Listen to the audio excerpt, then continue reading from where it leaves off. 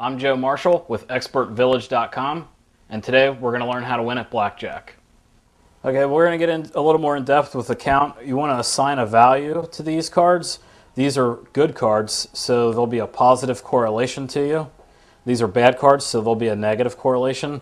And each card you'll just count as a point, so these are positive points and these are negative points.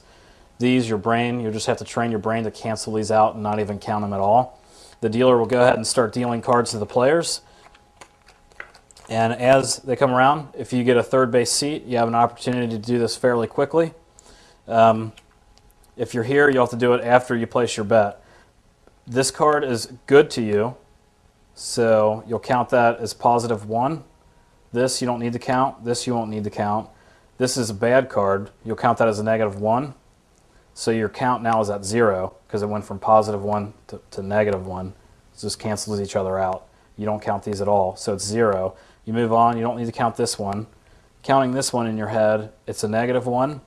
This is a -2, -3. So your count right now is at a -3 because there's more high value cards coming out of the deck, which is bad for you, than there are low value cards. This continues throughout the game. If the dealer has 6 decks, your running count is at -3.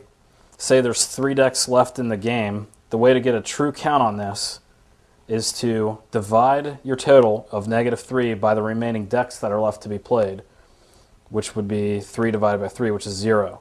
So the count is basically saying the game is completely even, nothing exciting is happening.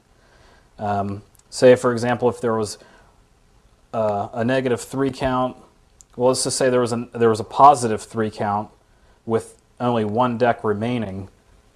That's great because when you divide 1 by 3, it's 3. So it's a +3 count with 1 deck remaining. Your true count is 3.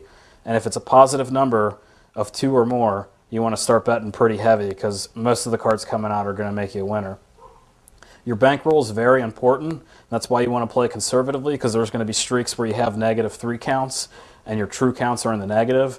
You want to be able to survive that, so when the ride comes back up to high counts and you're making your winnings, you can actually recuperate your losses and profit at the same time. And the most important thing is your bankroll ideally is only supposed to double. Most people go in with $100 at a $15 minimum table and they want a card count. That's not enough of a bankroll to even consider a card count as a possibility. You can be wiped out before the count even has an opportunity for it to work. Another important thing you want to remember is you want to set a limit. If you come in with $5 grand, you want to leave when you make a profit of $5 grand. So you walk away with an extra $5 grand. You don't want to play with their money. People are like, I'll just play with their $5 grand. It's not my money. Treat it like it is your money and you'll keep it. If you play with their money, you're more likely to play less conservative, more risky. You're often to forget your count or just be careless with your count, and you'll just give it back to them and you'll be left with what you started with in the beginning and nothing's really happened. So keep those things in mind. Learn the counts, rewatch the tape if you need to. They're good counts, and you back them up with your strong strategy. Memorize that chart. You'll have a winning edge over any casino in Las Vegas.